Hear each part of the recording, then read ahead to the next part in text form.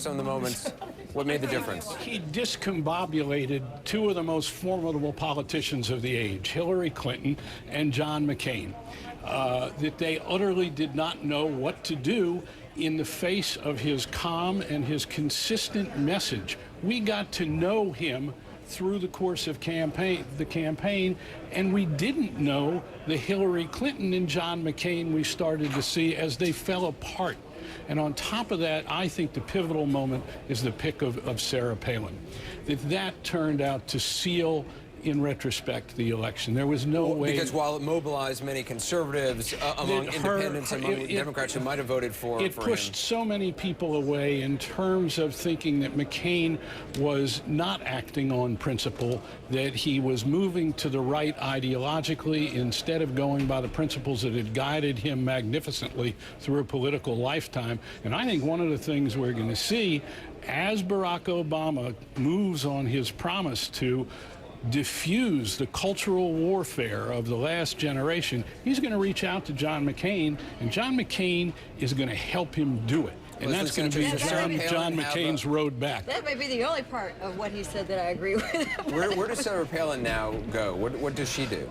Well, we know, regardless, she's going to be the front contender in 2012 if she wants that opportunity, win, lose, or draw. You believe she will be?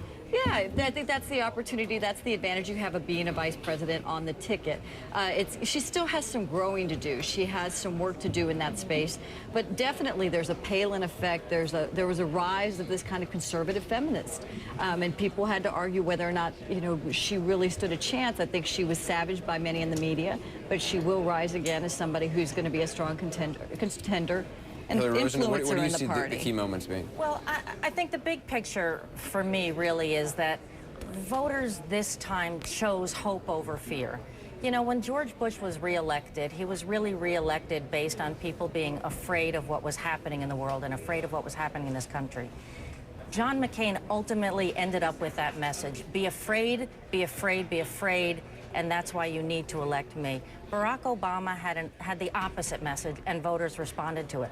But the issue that I was reminded of when I was looking at this screen, I think if we're all realistic, 2 years ago, we just assumed that there would likely be the first woman president before there would ever be the first African-American president, maybe 3 years ago.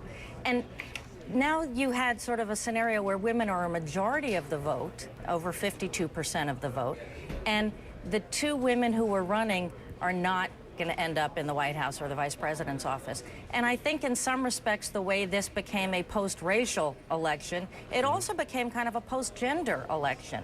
And women, I think, ultimately we benefit from that, but it's remarkable how it turned out. Donna Brazile has come home. She's here. We welcome her. Donna, I wasn't far, Anderson. just a few channels. You were never far from our Someone hearts. had to organize those rallies in front of the White House. Is that what it was? You were the one behind that? Someone had to get, the crowd out there at Times Square. The moment it was declared Barack Obama to be the next president, what went through your mind?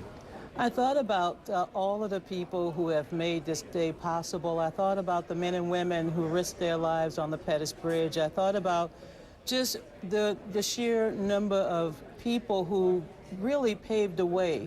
But I also thought about Barack Obama, who just a few years ago came on the national scene, and he promised a new politics.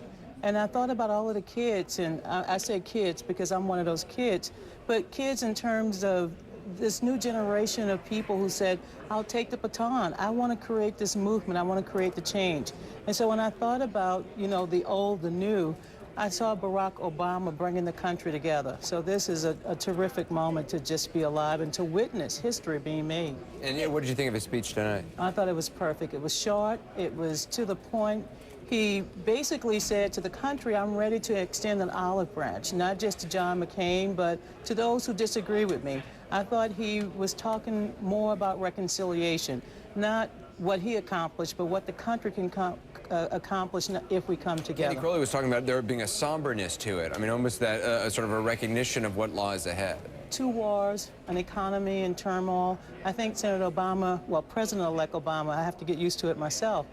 I think he recognized that this is a very important period in our history, and rather than celebrate tonight, he basically said it's time for us to come together so that we can begin to work on some very difficult projects. You know, it's really interesting, especially if you talk to so many of, I would call them the technocrats, the people that were the original believers in Senator Obama, that he could actually do this, and they almost willed it to happen. Unless you met with them and talked with them, they were people that didn't come from campaign backgrounds. We didn't know them in Washington, but they came from business and different types of industry and from the internet, and they built a campaign just out of grit and on the message of hope. And it's really an amazing story how all of that and the right candidate came together. Anderson, I think for a second at the Republican convention.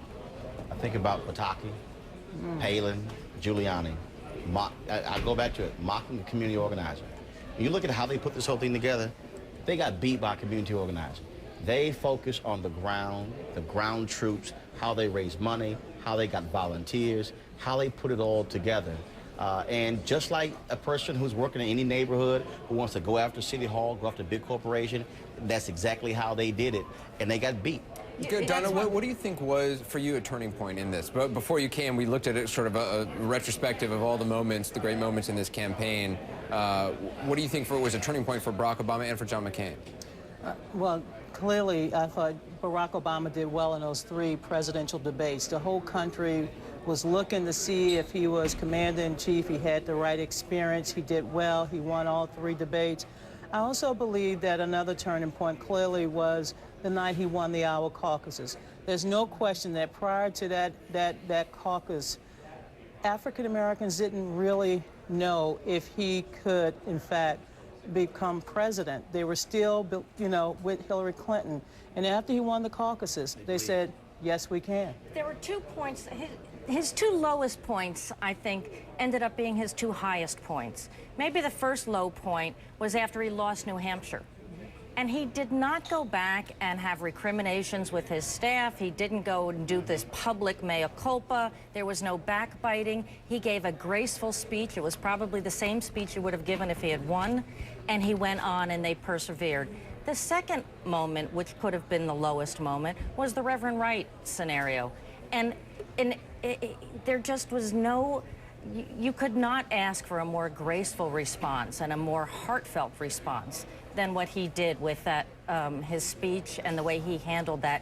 That could have killed this race for him. And instead, he let it be a symbol of how he was changing the politics of this race. Consistently underscored the promise of America. The other night I was at an event and one of the Little Rock 9 students, who's an older man now, spoke, and he talked about how his parents sacrificed and he faced a school full of armed soldiers because his parents believed in the promise of America, that America was better than this. He wanted to go to the best school like everybody else.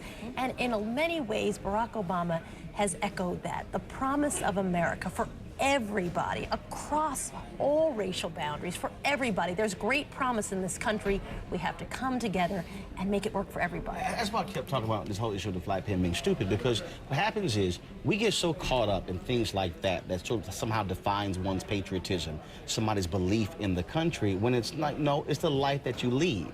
When you look at his life, where he started and how he ended up working through school, going to Harvard, going to these schools, his wife, you know, growing up in a 2-bedroom bungalow with a brother and parents, dad having, this disease, going to work every single day. Their deal was, we're not going to sit here and wear our patriotism or talk about being patriotic. We have lived an American life. And I think throughout this campaign, they showed America that here's a different view that you may not be aware of that is just as authentically American as your story. And I think that is what was so amazing about that. And you saw the image tonight. I mean, look, that was the image of the first family. And imagine what that is now going to mean. Imagine what it now means to the rest of the world when that is the image of the first family of the United States of America. People are going to now have a different understanding of what it means to be African American, what it means to be a woman, what it means, the whole experience. Say, you know what, we're just like you. Simple as that. When we come back, John King's going to be at the Magic Wall. We're looking at some very close